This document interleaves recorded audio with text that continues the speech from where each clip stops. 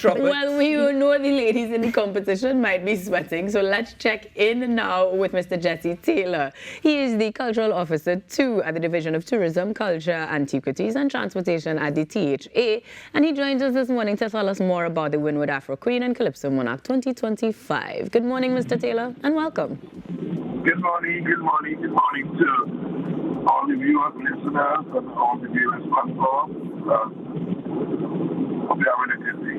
Well, we're going to have a better day when we understand entirely the brainchild or the birthing of this particular concept, as it merges two different types of competition, I understand. Calypso on one side and pageantry on the other. Tell me a little bit about the Windward Afro Queen and Calypso Monarch.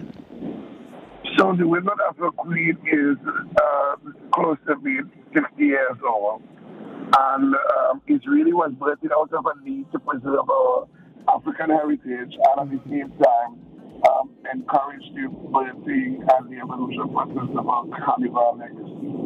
So because it was so important to the powers that we sought to create the March show on the Saturday to allow people to truly experience carnival from its genesis through the years, so that the Afro Queen Show was going to give rise to beauty, woman, resilience, as African descendants, and then the Calypso was the voice of the people. So you have to traditionally only be from the Windward end to participate in the competition, so that there was the growth of the rural community. Now, that means that the delegates that we're going to see representing the different nations aren't necessarily the ones competing in the show. Is that correct? The Calypso show, that is. So the delegates that we see, they are in fact, so there are 9 young ladies who are presently in training. They're all representing different Pan-African countries of Africa. And we chose these countries because of the similarities that we share in terms of agriculture, art, craft, dance, and music, the traditions, and that kind of stuff, culinary skills. So what it is they have been doing is being a vehicle for the transportation of our history and how the impact it has on us as a country and people of African descent.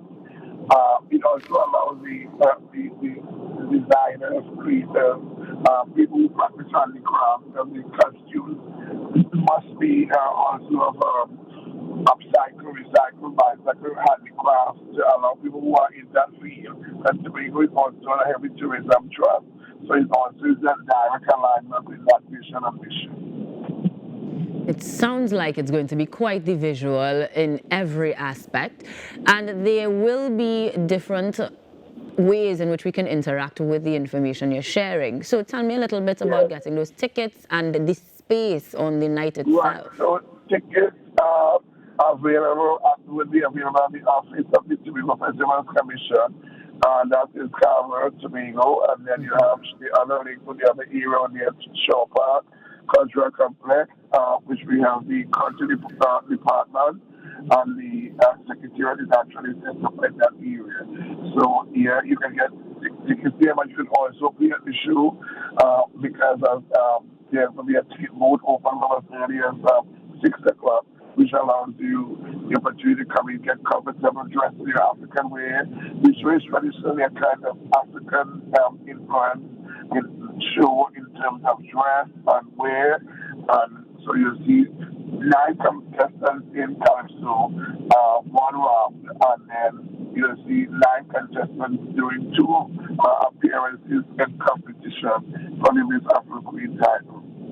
Now, going back to the pageant a little bit, you were describing to me that they are going to be presenting what you described as casual wear. This is traditional African still, or is this going to be... No, so this year is very thematic because it is blended with the fact that it's carnival, so that all the young ladies have an opportunity to select from a basket an area of carnival, so that the costumes are thematic. So you'll be having like Juve, Calypso, Mad Mass, Tabo Bamboo, Steel Pan, Limbo, and just to name a few, so that your wear is skewed towards giving an impression of if you had to do a cultural way, if I do it to a soft thematic way, what your version of the steel pan would look like in wearable art. That can be considered nice and also very original. Because there's a special prize for that as well.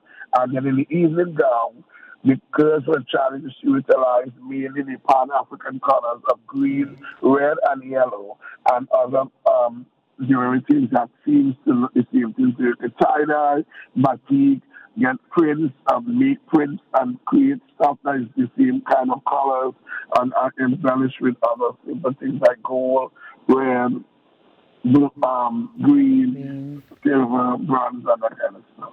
So, Mr. Taylor, what I'm hearing is really a great deal of research and an opportunity for us to express ourselves quite differently, evolving, if you will, the pageantry scene. Tell me what we hope is the greatest derivative of this endeavor. So we hope that the empowerment of all people of our kind, not just women, but some of the designers in the shows are actually men.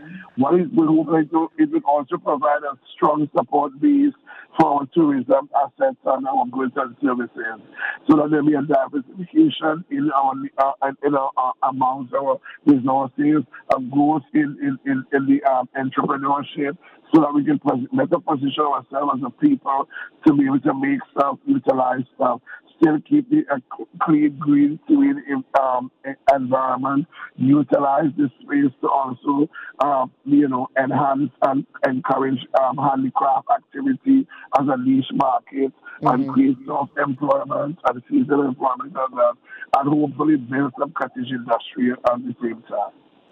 Sure, for sure. Now, in terms of the tickets, just remind persons of the locations, and hopefully you will have a sold-out show. Yeah, well, nobody's show is actually sold out, and I think what has always been a strong compliment, because the show is would be at the Roxborough St. Grace Stadium on Wednesday, the 26th of February, which is next week, Wednesday. Because the caption area and what the target audience is really Charlotte State and Delaware, Roxborough, and coming all the way down to home.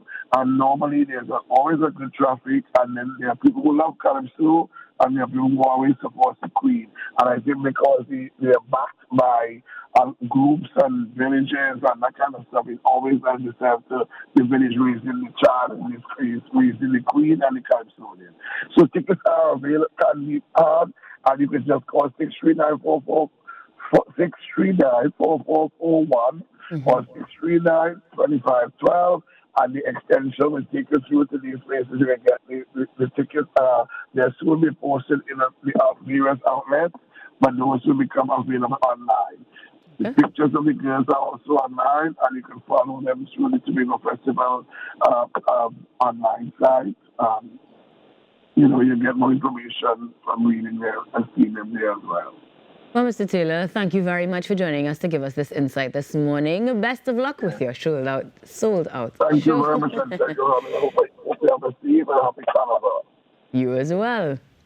That was Mr. Jesse Taylor, Cultural Officer 2 in the Division of Tourism, Culture, Antiquities and Transportation at the THA, telling us more about the Windward Afro Queen and Calypso Monarch 2025. Next week, Wednesday, is the day. Tickets are already sold out, but you can certainly support in other ways. For now, continue to watch in our morning show, and we just might tell you how after these messages.